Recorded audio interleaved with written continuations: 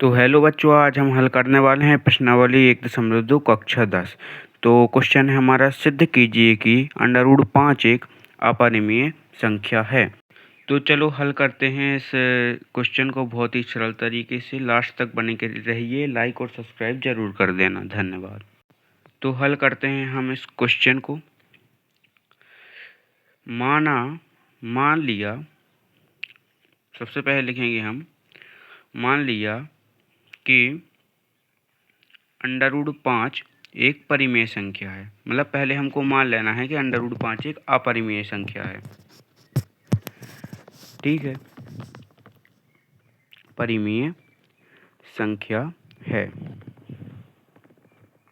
ठीक है, पहले हमको मान लेना है कि √5 एक अपरिमेय संख्या है। इसी तरीके से ये हल होगा।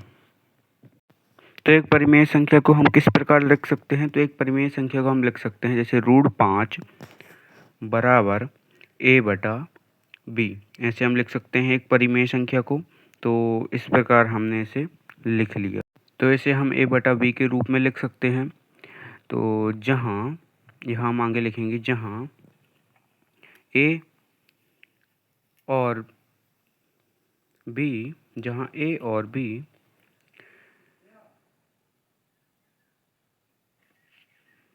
सहअभाज्य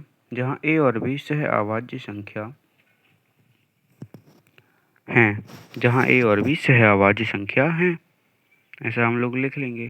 तो सहअभाज्य संख्या किसे कहते हैं? तो जिसका महत्तम समावर्तक 1 होता है उसे हम सहअभाज्य संख्या कहते हैं। तो अब अपने क्वेश्चन की आगे बढ़ते हैं। तो यहाँ पर हम लिखेंगे, दोनों पक्षों का वर्ग करने पर। ठीक है, दोनों पक्षों का वर्ग करने पर लिख देते हैं। अब हम करेंगे दोनों पक्षों का वर्ग, √5 का वर्ग बराबर a/b का होल वर्ग। ठीक है, दोनों का हमने वर्ग किया, वर्ग से अंडर रूट कर दिया, तो 5 बराबर a का वर्ग बटे b का वर्ग आ जाएगा।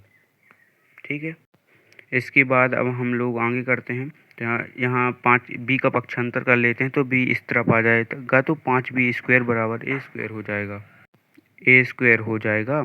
फिर इसके बाद हम लोग जो ये 5 है इसको उस तरफ भेज देंगे, तो ये a² के बटे में 5 आ जाएगा। तो यहाँ पर हो जाएगा b² बराबर a² बटे 5, अर्थात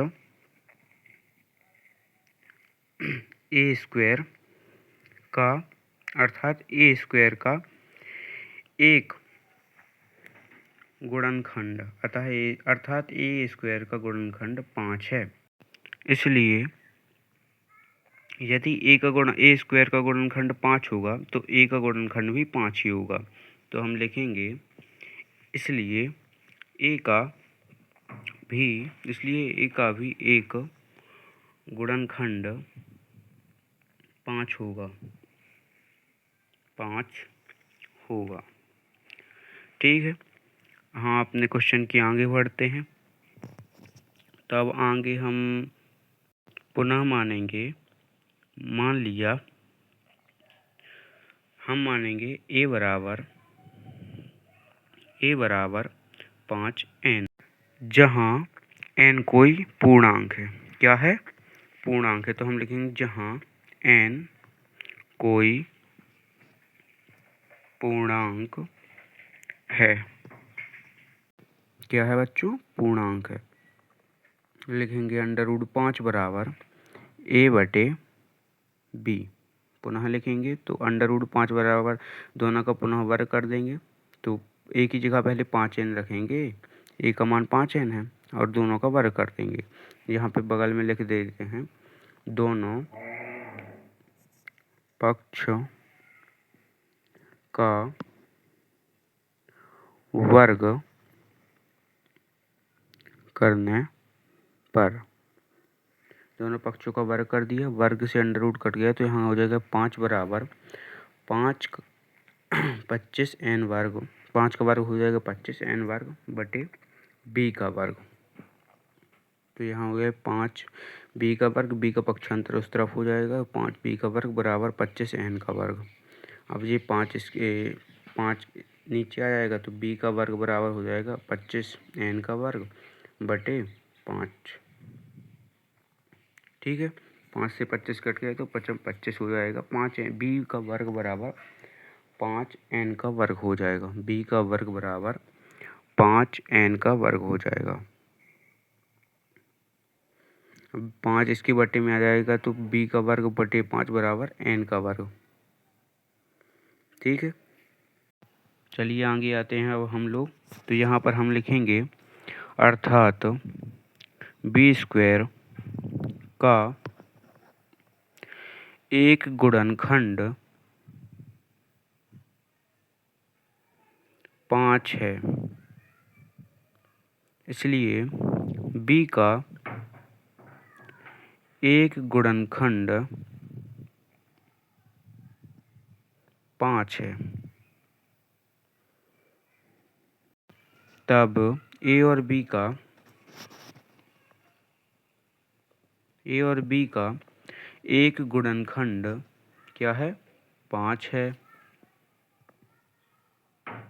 गुणनखंड 5 है, जो हमारी कल्पना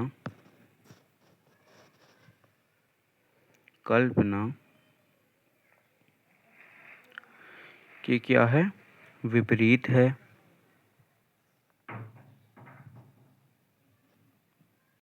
तो जैसा कि हम जानते हैं कि A और B में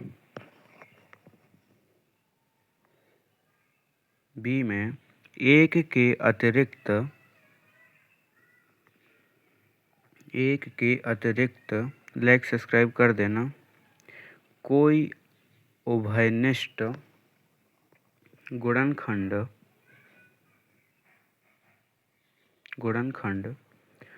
नहीं है।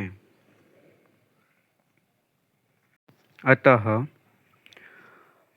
√5 एक अपरिमेय संख्या है।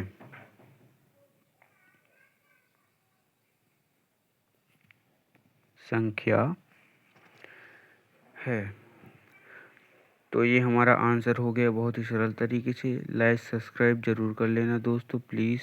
धन्यवाद। Thank you for watching.